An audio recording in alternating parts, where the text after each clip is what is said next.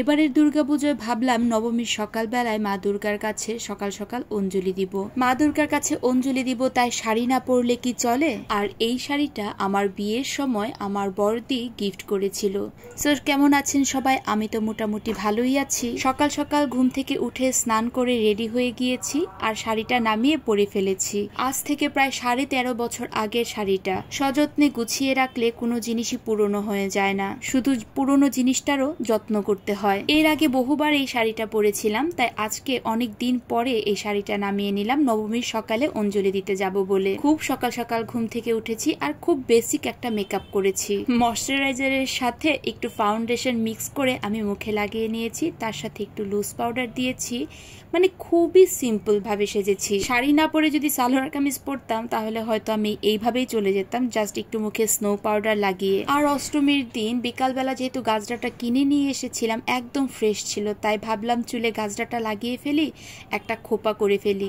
এর সাথে চুলটাও একটু সুন্দর করে বাঁধা হয়ে যাবে। চুলটা খুলে একদমই বের হয়নি। নবমীর দিন সকালবেলা কিন্তু বৃষ্টি হয়েছিল, ওয়েদারটাও খুবই ঠান্ডা ঠান্ডা ছিল। এত সুন্দর একটা ওয়েদারে সুন্দর একটা শাড়ি পরেছি, তার সাথে চোখ ভর্তি করে কাজল দিয়েছি। আগে আমি কোথাও ঘুরতে বের হলে চোখ ভর্তি করে কাজল দিতাম, কিন্তু এখন তো কাজের চাপে খুব একটা সাজুগুজু করার সুযোগই পাই না। এই পূজা পার্বণ গুলোতেই টুকটাক করে সাজুগুজু করি। দেখতে দেখতে পুজোটা জানি কিভাবে চলেই গেল। মা আসছে এই একটা আনন্দ, আসার আনন্দটাই অন্যরকম।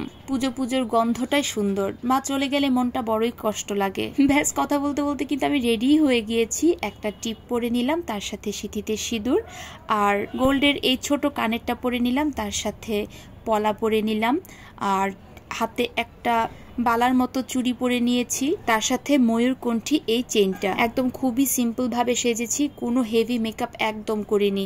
সিম্পল ভাবে সাজুগুজু করতেই আমার ভালো লাগে। তবে শাড়িটা যদি খুব গর্জিয়াস হয় সেক্ষেত্রে সাজটা একটু ভিন্ন হতেই পারে। যাই হোক, অঞ্জলি দিতে যাব, একদম আমি প্রপারলি রেডি হয়ে গিয়েছি। একটু হালকা পারফিউম দিয়ে নিচ্ছিলাম। কেমন লাগছে অবশ্যই আমাকে কমেন্ট বক্সে জানাবেন। চুলটা আমি আমার মনের মতো করেই বেঁধেছি। আমি কিভাবে আমার চুলে খোপা করে গাজরা লাগাই সেটা যদি কেউ জানতে চাও তাহলে আমাকে অবশ্যই কমেন্ট বক্সে জানাতে পারো। আমি অবশ্যই তোমাদেরকে জানিয়ে দিব, মানে দেখিয়ে দিব। দেখো, কথা বলতে বলতে রেডি হয়ে গিয়েছি, চলে এসেছি মন্দিরে। মন্দিরে অঞ্জলির জন্য প্রিপারেশন চলছে। তো এখন আমরা সবাই মিলে, মানে বেশি খুব একটা লোকজন হয়নি, অল্প কয়েকজনই লোক হয়েছে, আমরা সবাই মিলে এবার অঞ্জলি দিব। তো আজকের ভিডিওটা কারা কোন জায়গা থেকে দেখেছো আর ময়মনসিংহ থেকে কারা দেখেছো তারা কিন্তু অবশ্যই আমাকে কমেন্ট বক্সে জানাবে। আমার ভিডিওটা ভালো লেগে থাকলে কিন্তু অবশ্যই সবাই লাইক আর কমেন্ট করবে, আর আমার পেজটাকে ফলো করে দিতে কিন্তু ভুলবে না। দেখা হবে নবমীর রাতে যে আমরা সবাই ঘুরতে বের হয়েছিলাম তখন কিভাবে সাজুগুজু করেছি সেই ভিডিও নিয়ে। তো আজকের মতো এখানেই, সো টাটা।